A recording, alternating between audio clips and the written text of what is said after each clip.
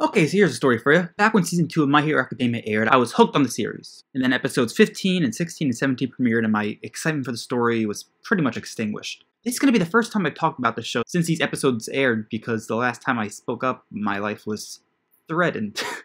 So this should be fun and in no way endangering to my well-being. Right, guys?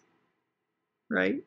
Yes, I know this scene technically plays out over 3 separate episodes, but if you cut all the other unrelated scenes out and all the repeated scenes, you're off with about 22 minutes of actual content. So I'm going to count it as one episode for the video title because it sounds better than...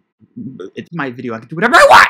Alright, in order for me to explain my falling out of love for the series, we need to take a look at episodes 15 through 17 of Season 2. Now right off the bat, you're probably very confused at how I could possibly have a problem with these 3 episodes. As from what I understand, all fans adore this plotline, involving fan-favorite character Stain the Hero Killer. For context, Stain is a villain going around killing all those who he deems to be false heroes. And recently, Deku's fellow classmate Tenya Ida suffered devastating news when he learned that his brother was paralyzed after having survived an encounter with Stain. Now with a lust for vengeance, Ida coincidentally runs into the hero killer and confronts his brother's assailant head-on. Okay, with that out of the way, let's look at the following events that transpire and the reasons I personally dislike them. Okay, so as mentioned, Ida comes face to face with Stain just as he's about to kill the pro-hero, Native. His quirk?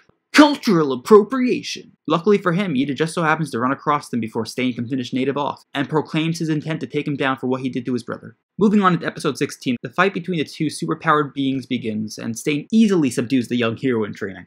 After the two of them exchange their monologues, the hero killer is about to live up to his name when... Deus Ex Deku arrives and saves his friend.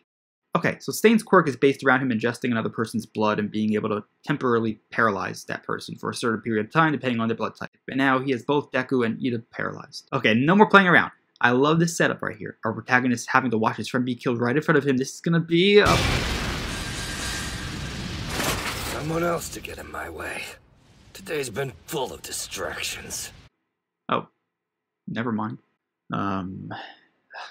Another classmate of theirs, Shoto Todoroki, arrives just at the right moment before the finishing blow can be dealt. Again.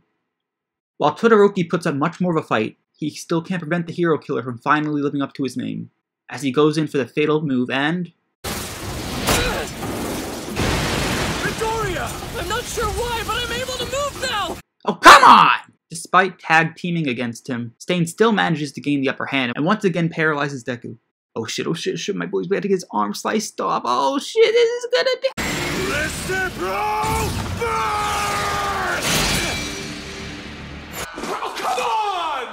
Again? Seriously? Alright, let's count Deus Ex Machinas. First, when Ida gets extremely lucky and runs across Stain right before he's about to kill. Second is when Deku also gets extremely lucky and finds them right before Stain is about to kill him. Third is when Todoroki shows up and stops Stain right before he's about to kill. Fourth is when Deku is freed from paralysis at the exact moment before Stain is about to kill. And fifth is when Ida is freed from his paralysis, the exact moment Stain is about to disarm Shoto. Boo! Guys. 5 Ex Machinas, guys. 5. Holy shit. Okay, so let's go over the problems I have with the way this whole scene was written. It just Ex Machina after Ex Machina, and... See, the problem is, a series doesn't have to have stakes, necessarily. But if a series is not going to have stakes, you shouldn't go around teasing that you do. You can't have your cake and eat it, too. You can't be like, oh, look at this, look, oh, no, something bad, oh, no, this is going to change it to, oh, just kidding. Fuck you, audience. It's like the same thing with what happened with The Walking Dead in the later seasons, where they just kept teasing a character's death, but it was always a fake out, stuff like that. It's just very, what's the word I'm looking for? Manipulative. Now, I should have seen these cracks showing up back in Season 1, back in the training center where the League of Villains, I believe they're called, attack the heroes. And at that point, I was like, holy shit, they're just murdering these people. That's insane. I love murder! They had the astronaut hero, and then that purple guy was like, pew pew! And he fucking, like, sliced her and killed her. But then by the end of it, they just show, nah, she's fine. 'Tis but a scratch. And then the eraser hero, the teacher, was fighting the chicken guy, and the chicken brain guy. And this chicken brain guy is like a super strong, powerful Superman strength thing, and this eraser guy is just like a normal guy.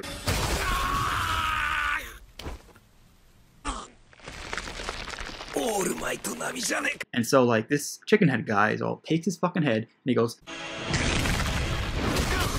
bang, bang, bang, bang, bang. So I'm like, oh my god, they just fucking... Chicken Man just cracked that dude's head open like an egg! Then a didn't. His head is fine. He's fine. He survives without any permanent damage, other than, I guess, little scars? How? I just think it's so lazy the way it's written. You want there to be stakes, but also you don't want there to be stakes. You want this to have really cool fucking fights, but you don't want the fights to have consequences. And that's just lazy writing, in my opinion. Now, listen, I do not hate this series at all. I really like a lot of the things it does.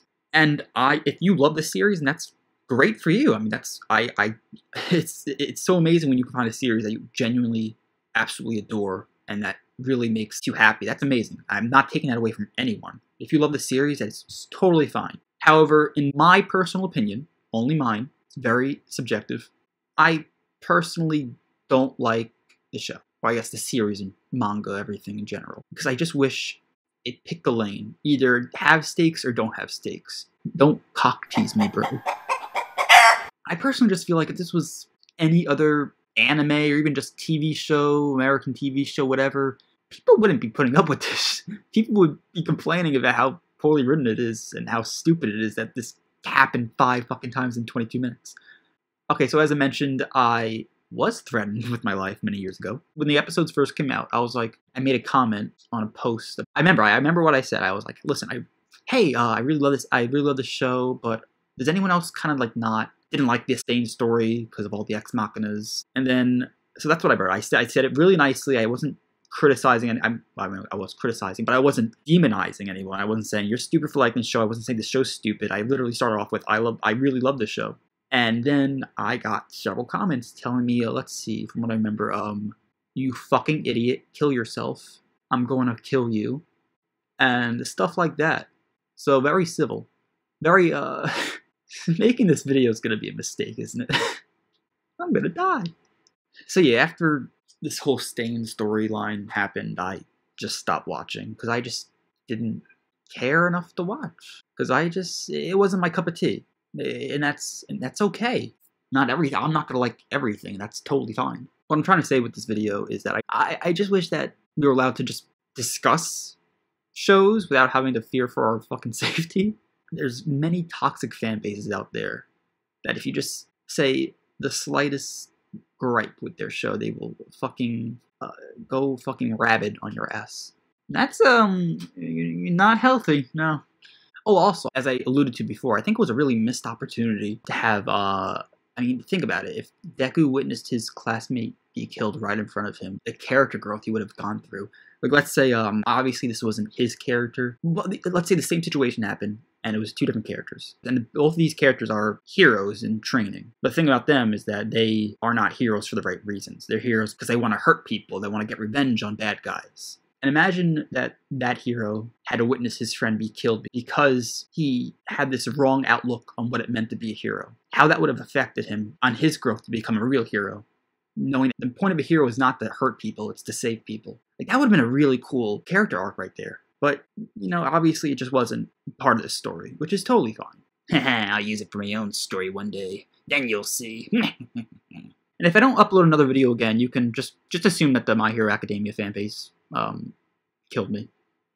Just assume that, because honestly, I have there's like a 50% chance that's gonna happen. XD!